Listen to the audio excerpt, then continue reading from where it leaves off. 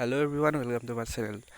SS যিসকলে এবাৰ উত্তীৰ্ণ হৈছে এছএছ 2024 যিসকল উত্তীৰ্ণ হৈছে আৰু তোমালোকৰ যদি বিএছচি নাৰ্ছিং কৰাৰ ইচ্ছা আছে, বিশেষকৈ ছোৱালীসকলৰ বাবে যদি বিএছচি নাৰ্ছিং তোমালোকে কৰিব বিচাৰিছা, তাৰ কাৰণে অনলাইন যিটো বিএছচি নাৰ্ছিং এণ্ট্ৰেন্স এক্সামৰ কাৰণে অনলাইন এপ্লিকেশ্যন ইতিমধ্যে আৰম্ভ হৈছে।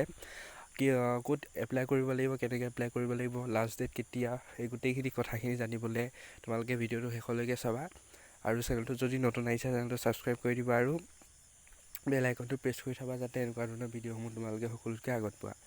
এতিয়া আমি পোনপ্ৰথমে চাই লওঁ যে কোনসকলে এই এক্সামটো দিবলৈ বা বিএছচি নাৰ্ছিং যদি কোনোবাই কৰিম বুলি ভাবি আছা, তোমালোকে কোনসকল এলিজিবল হ'বা।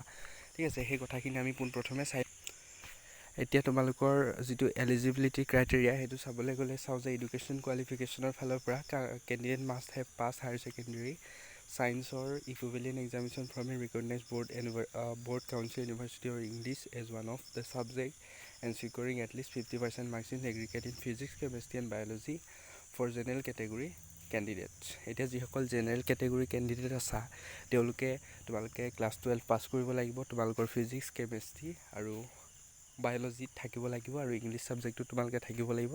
প্ৰত্যেকটো ছাবজেক্টত তোমালোকে 50% মাৰ্ক লৈ তোমালোকে পাছ কৰিব পাৰিবা, তেতিয়াহে তোমালোকে বিএছচি নাৰ্ছিঙৰ যি এণ্ট্ৰেন্স এক্সাম এই এক্সামটো দিবলৈ পাৰিবা। ঠিক আছে, জেনেৰেল কেটেগৰী ষ্টুডেণ্টছখিনিৰ কাৰণে কৈছোঁ। এতিয়া আমি চাওঁ যে PWD যিখিনি কেণ্ডিডেট আছে তেওঁলোকে কাৰণে লাগিব আমাৰ 45% মাৰ্ক প্ৰত্যেক ছাবজেক্টতে। ঠিক আছে, যিটো এভাৰেজ আমাৰ থাকিব লাগিব 45% থাকিব লাগিব। আৰু নেক্সট আমাৰ যিটো আছে যে ST, SC, ST হিলছ আৰু গোটেইখিনিৰ কাৰণে তোমালোকৰ 40% মাৰ্ক থাকিলে হ'ব। এতিয়া আৰু দিছে however the students who appeared higher secondary science examination in 2024 and awaiting their SS results are also eligible to appear in the entrance examination. এতিয়া যিসকলৰ কিছুমানৰ হয়তো ৰিজাল্ট দিয়া নাই তেওঁলোকৰ কাৰণে কি হ'ব যে তেওঁলোকে এক্সামটো দিব পাৰিব, সেইটো কথা লিখিছে। they will be considered provisionally eligible at the time of application.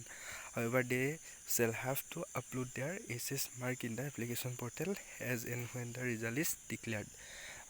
এইটো কথা কৈছে যিসকলৰ ৰিজাল্ট এতিয়ালৈকে দিয়া নাই তেওঁলোকৰ যেতিয়া ৰিজাল্ট দিব তেওঁলোকে যিটো ৰিজাল্ট মাৰ্কছ পাব সেইটো তোমালোকৰ যিটো এপ্লিকেশ্যন পৰ্টেলত তেতিয়া ৰিজাল্ট দিয়াৰ পিছত ঢালিব লাগিব। গতিকে গম পালা তোমালোকে যে তোমালোকে এইচএছত কিমান পাৰ্চেণ্ট মাৰ্কছ পাব লাগিব এবাৰ বিএছচি নাৰ্ছিঙৰ কাৰণে এপ্লাই কৰিবলৈ হ'লে। এতিয়া আমি চাওঁ যে অকল ল'ৰাৰ কাৰণে নে অকল ছোৱালীৰ কাৰণে নে ল'ৰাই এপ্লাই কৰিব পাৰে। ইয়াত জেনেৰেলি দিছে the application must B a female candidate, গতিকে অকল ছোৱালীয়েহে এই বিএছচি নাৰ্ছিঙৰ কাৰণে এপ্লাই কৰিব পাৰিব। For instructions under the government of Assam, বিশেষকৈ আছামৰ কাৰণে ইয়াত ছোৱালী ফিমেলৰ কথা উল্লেখ কৰিছে। However male candidate may also' apply admission into institute under private sector.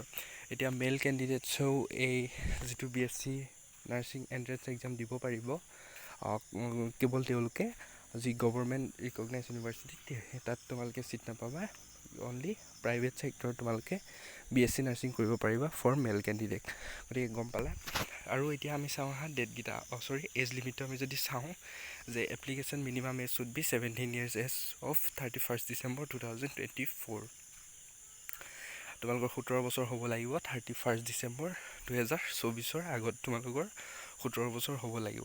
এতিয়া আমি চাওঁ যে ক'ত আমি এপ্লিকেশ্যন কৰিব লাগিব, কেতিয়াৰ পৰা ষ্টাৰ্ট হৈছে আৰু লাষ্ট ডেট কেতিয়া।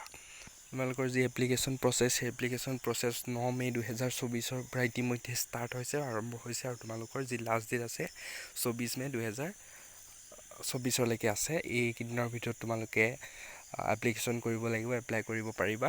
ঠিক আছে, এতিয়া আমি চাওঁ তোমালোকৰ অসমৰ যিসকল কেণ্ডিডেট, আমাৰ অসমৰ যিসকল ছোৱালী দিম বুলি ভাবিছা তেওঁলোকৰ এক্সাম চেণ্টাৰনো ক'ত পৰিব বা এক্সামটো ক'ত হ'ব আমি চাই লওঁ। গুৱাহাটী, ডিব্ৰুগড়, শিলচৰ, যোৰহাট, বৰপেটা, তেজপুৰ, ডিফু, লখিমপুৰ, কোকৰাঝাৰ, শ্বিলং, আইজল, ইটানগৰ, আগৰতলা, ইম্ফল, ডিমাপুৰ এণ্ড গেংটক। এইকেইটা তোমালোকে স্ক্ৰীণত দেখিব পাইছা।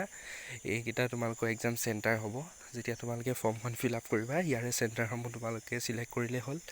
গতিকে কথাখিনি গম পালা। কিবা যদি তোমালোকৰ কুৱেশ্যন আছে কমেণ্ট ছেকশ্যনত সুধিব পাৰিবা। এনেকুৱা ধৰণৰ সম্পূৰ্ণ স্পষ্টমূলক আৰু সঠিক তথ্যৰ ভিডিঅ'সমূহৰ বাবে চেনেলটো ছাবস্ক্ৰাইব কৰিবলৈ একদমেই নাপাহৰিবা। ধন্যবাদ।